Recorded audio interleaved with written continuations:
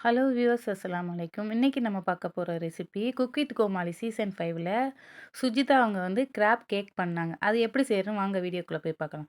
First நண்ட நல்லா clean பண்ணிட்டு அத வேக வச்சு எடுத்துக்கணும். வேக வச்சதுக்கப்புறம் சதப்பகுதி மட்டும் இப்படி தனியா எடுத்துக்கணும். இதுக்கு மயோனைஸ் தேவைப்படும். ஃபர்ஸ்ட்டு மயோனைஸ் எப்படி செய்றேன்னு பார்க்கலாம். 2 முட்டை எடுத்துக்கலாம். அது கூட 2, 3 பல்லு பூண்டு எடுத்துக்கணும். 4, 5 மிளகு எடுத்துக்கணும்.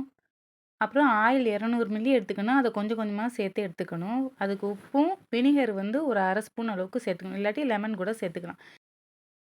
இப்ப மிக்ஸில நல்லா அடிச்சதுக்கப்புறம், நமக்கு ஒரு கிரீமியான மயோனைஸ் ரெடி ஆயிருச்சு. இப்ப இத ஒரு ஓரமா வச்சுக்கலாம்.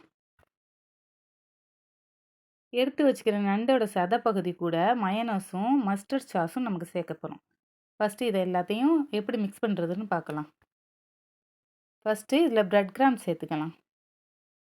அது கூட தேவையான உப்பு சேர்த்துக்கலாம். அதுக்கப்புறம் பெப்பரும் கொஞ்சம் சேர்த்துக்கலாம். அது கூட மஸ்டர்ட் சாஸும் சேர்த்துக்கலாம். இதுவும் வீட்லயே செஞ்சது தான். இந்த ரெசிபி வேணும்னா கமெண்ட் பண்ணுங்க. எப்படி செய்றேன்னு நான் வீடியோ போடுறேன். அது கூட மயோனைஸையும் சேர்த்துக்கலாம்.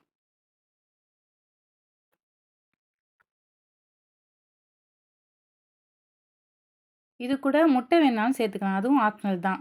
இப்ப எல்லாத்தையும் நல்லா மிக்ஸ் பண்ணிட்டு ஒரு கெட்டியா வர அளவுக்கு வச்சுக்கலாம்.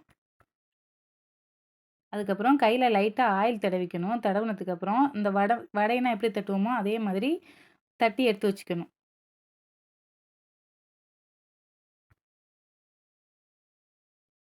இது தட்டு வச்சதுக்கப்புறம் ஒரு 1/2 மணி நேரம் ஃப்ரீசர்ல வச்சு அத எடுக்கணும். அதுக்கப்புறம் கொஞ்சம் ஆயில் சேர்த்துக்கிட்டு, ஆயில் சூடானதுக்கப்புறம் ஃப்ரை பண்ணி எடுத்துக்கணும்.